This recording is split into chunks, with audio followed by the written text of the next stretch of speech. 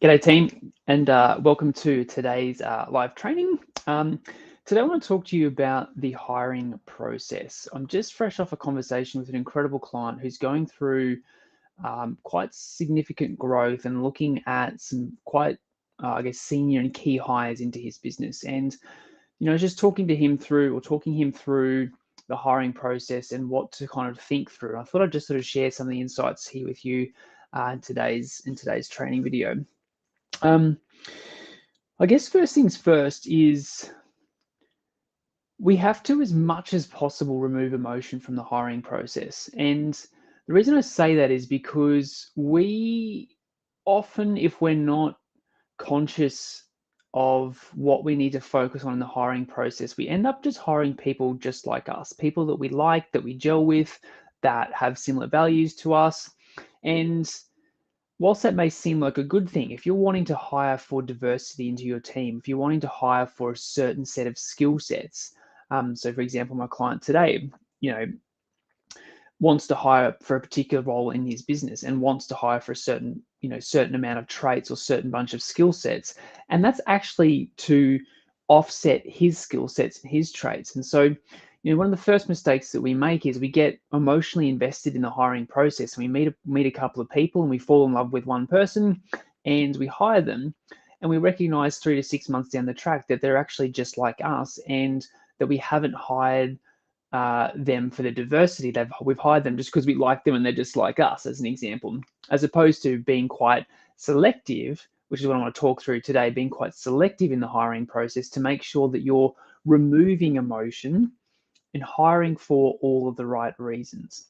So first things first, we want to remove emotion from the hiring process. There's this old sort of saying that talks about hire slow and fire quick, which is essentially go slowly in the hiring process, because if you get the wrong people into your business, they can be real culture killers and they can really wreck what you've created and worked so hard to create. So we want to just really be quite considered and unemotional in the hiring process. So that's kind of the first thing.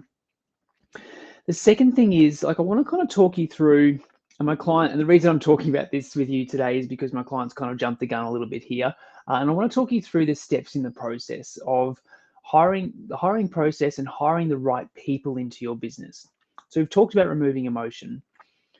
What you want to do before you even consider putting a job out there, or starting to meet people is, and I'll explain why we do this, but you want to get really clear about the person that you're hiring for, or the role that you're hiring for. And what do I mean by that? Like, before you go to market, I want you to sit down and go, if the ideal candidate walks through the door today or tomorrow, what kind of attributes would they have? What kind of skill sets would they have? How would they talk? How would they conduct themselves? What kind of, like I said, values would they have? What kind of personality style would they have? And the reason we do this is because once we start to interview candidates and we start to talk to the market and people start coming in, we start to put what's called rose-colored glasses on, which is we just look at those people and go, oh yeah, let's hire you now. Oh yeah, because you've got an immediate need. You wouldn't be hiring if you didn't.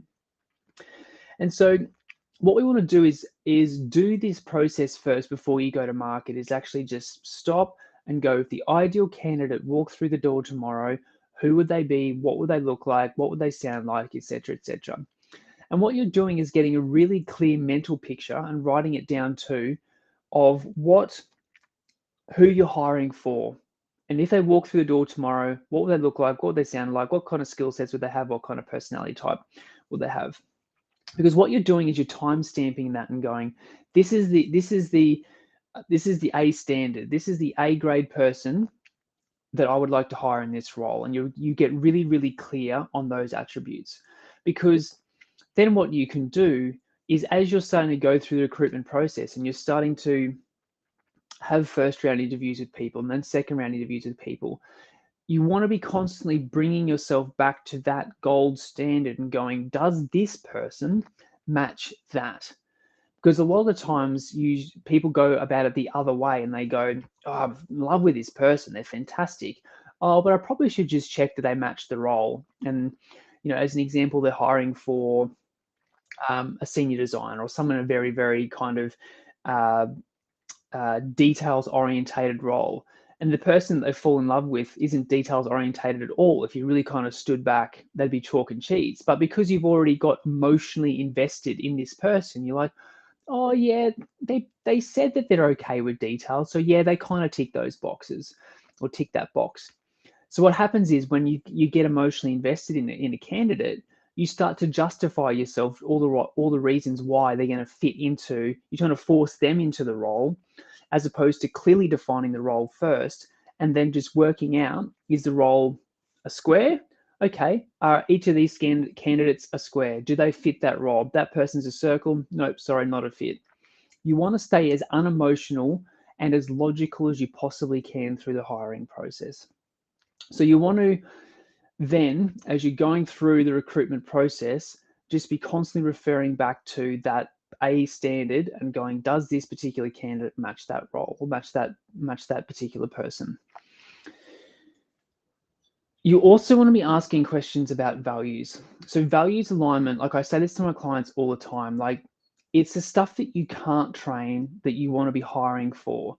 So yes, depending on the level of the person in the business, are they junior, intermediate, or senior, they're going to have a certain bunch of skill sets. And we'll talk about technical assessments in a second. But before you get to technical assessments, so I talk to my clients all the time. In the recruitment process, you want to have a quick 15-minute screening call just to kind of assess a couple of things. And a couple of things that you're assessing in that screening call are values. They don't proceed to the next stage unless they are values aligned with your business. So you want to have a quick 15-minute call to assess their values. Will they fit into the culture? Do they actually believe the same things that I believe? Do they have the same ethos that I believe and my company believes? Because that's the stuff that you can't train. If someone's at an intermediate level designer and you're hiring for a senior, you can teach that. You can give them on the job training, and maybe you go, all right, you're not at the right level yet, but I'm going to offer you this, and then let's get you skilled up and scaled up in terms of your skill set. You can teach that technical stuff, but you want to be screening very early on in your recruitment process for the stuff that you can't teach. Values, work ethic, honesty, integrity, all of those things that are really important characteristics and character traits of an amazing employee. And you want to be screening people out early who don't have those character traits, because again, you don't want the wrong people coming into your business to wreck what you've created and work so hard to create as well. So we're removing the emotion from the process. We are working out who the ideal candidate is before you even start the recruitment process. You're doing a 15-minute screening call just to work out values questions and values alignment and the type of person that they are. If they pass that, they go to the longer interview process. And again, that you're using that longer process to weed out more character traits. But the other thing with the longer process is you have to build in a technical assessment. People will say anything to get the job. They will say that, yeah, I've got those skill sets and here's my resume and look at all the amazing stuff that I've done. But until you test them, you have no concept of how good they are. And you can do reference checks and all that sort of stuff, but until that you test them in your office, you have no idea how good they are. So what I say to all of my clients, if you're recruiting for a senior civil engineer or senior designer or something like that, you want to make it very clear that they've made it through to the last phase or the last round of interviews. The first half an hour is going to be some few more questions just to go through X, Y, and Z, but make it very clear that we will be doing a technical assessment at the end of their interview. So we'd like you to stick around for another 30 to 45 minutes, and we're going to be doing a technical assessment of your capabilities. And what that looks like is, again, if you're hiring a senior designer role, you get your best senior designer to go into the boardroom or go into the meeting room with them, and you get them to take the candidate through their paces. Pre-prepare some questions, pre-prepare if it's CAD or any modeling software or anything like that, pre-prepare some stuff and take them through their paces, because you'll very quickly on a technical assessment work out whether this person is as good as they've said they are the entire way through the recruitment process. You do not want to be going to all this effort to hire someone to recognize on their fourth day that they are rubbish and terrible at what they do, and they've just bluffed their way through the entire recruitment process. So you have to make sure that you are incorporating an element of technical assessment into whatever you do. And even if they're a project manager, again, whatever role they're going for, there has to be an element of testing before you hire them, because you want to make sure that your hiring process is rigorous and almost as clinical as possible to make sure that you are giving yourself the very best opportunity to make sure that you are only hiring high performers and A-grade staff into your business. So team, that's the hiring process. That's what I would recommend that you kind of go through to make sure that you are only ever hiring the best of the best into your business, and making sure that you're always removing emotion from the process and just making it a logical, rational decision for your business. So team, hope that's helped. Hope that helps. Look, if you'd like to keep doing this stuff on your own, keep building your business on your own, I have heaps of free resources to help you keep building your business on your own. But if you'd like some help, I'd love to invite you to join our Boardroom Coaching Program, which is a coaching program purely for business owners of engineering consultancies to help them grow and scale their businesses and take them to the next level. So if that's you, if you'd like some help building your business, just reach out, comment the word boardroom below this video, shoot me an email, send me a text with the word boardroom, and let's have a catch up, have a chat about how I can help you build your business faster. Have an awesome day.